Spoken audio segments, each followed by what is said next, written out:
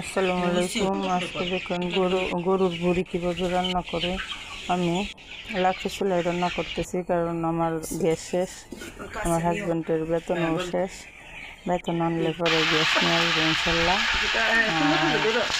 এখন আমি গরুর ভুঁড়ি আমার স্টাইলে রান্না করতেছি। আপনারা কীভাবে রান্না করে কারণ আমি জানি না।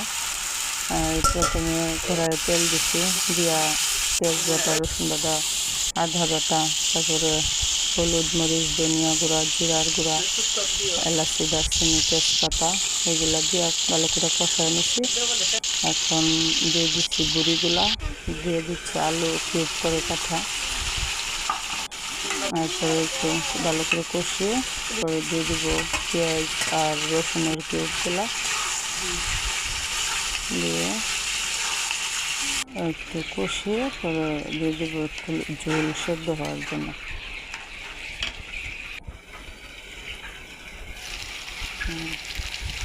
আমি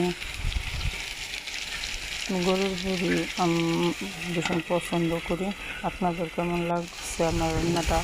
যদি ভালো লাগে তো অবশ্যই লাইক, কমেন্ট, সাবস্ক্রাইব দিয়ে আমাকে সাহায্য করবেন। আল্লাহ হাফেজ। ঠিক না?